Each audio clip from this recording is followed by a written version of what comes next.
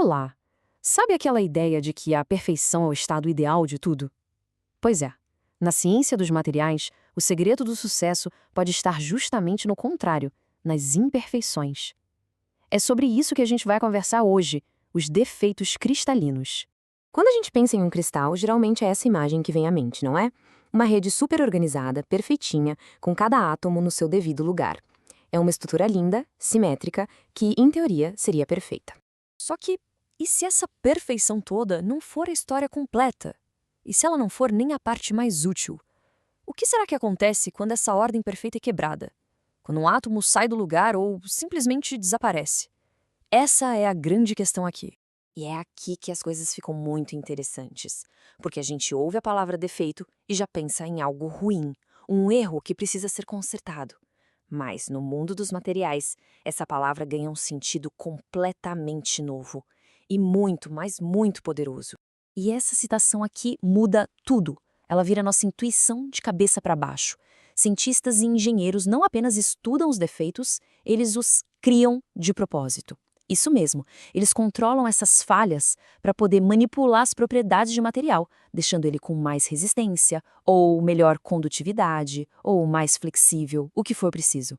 Para entender como isso funciona na prática, a gente precisa primeiro organizar a casa. Essas imperfeições são classificadas pela dimensão. Existem os defeitos pontuais, em dimensão 0, os lineares, que são como linhas, os interfaciais, em 2 dimensões, e até os volumétricos em 3D. Vamos dar uma olhada nos principais tipos. Vamos começar pelo menor de todos, o mais fundamental. O ponto de partida de tudo isso é o defeito que acontece lá na escala de um único átomo. O defeito pontual, bem, o nome já entrega quase tudo. É uma perturbação minúscula que acontece em um único ponto daquela rede de átomos. Pode ser um átomo que está faltando ali, ou até um que está no lugar errado. O tipo mais simples de defeito pontual é a famosa lacuna. E é literalmente isso, um espaço vago onde deveria ter um átomo. Pode parecer um errinho bobo, mas a função dessa lacuna é, nossa, absolutamente essencial.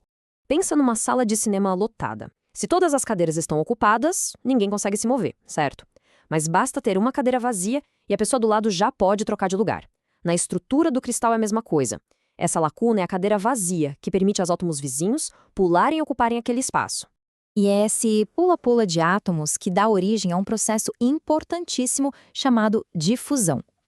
A difusão é basicamente o transporte de matéria dentro do sólido, átomo por átomo. E isso é crucial para criar ligas metálicas, para fazer os semicondutores dos nossos eletrônicos funcionarem. Sério, sem essas lacunas, a difusão seria praticamente impossível. Ok, já vimos o que acontece no nível de um ponto. Agora vamos aumentar um pouco a escala. Além dos pontos, existem imperfeições bem maiores que formam verdadeiras fronteiras dentro do próprio material, separando regiões diferentes. Esses são os defeitos interfaciais. Eles funcionam como se fossem as fronteiras entre bairros de um cristal. Cada bairro desses, que a gente chama de grão, cresceu em uma orientação. O grão vizinho cresceu em outra. A linha que separa os dois, essa é a fronteira, o nosso defeito interfacial. E olha que incrível isso aqui, a gente consegue ver a teoria se tornando realidade. De um lado, um esquema de como seriam essas fronteiras, os contornos de grão. Do outro, uma foto de microscópio de um metal de verdade. Dá para ver direitinho os contornos ali. E são justamente essas fronteiras que têm um impacto gigantesco na resistência e na durabilidade do material. Então, no fim das contas, o que tudo isso quer dizer? A mensagem é bem clara. A chave para desenvolver a próxima geração de materiais não é buscar uma perfeição que nem existe. A chave é aprender a dominar e controlar as imperfeições. Dá para dizer que a engenharia de materiais moderna é, na sua essência, a engenharia dos defeitos.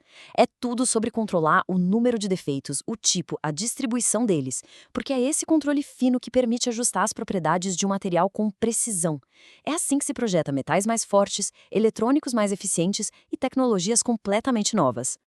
Então, fica a reflexão. Se já conseguimos fazer tanta coisa manipulando essas pequenas falhas, o que o futuro nos reserva à medida que esse controle se torna cada vez mais sofisticado?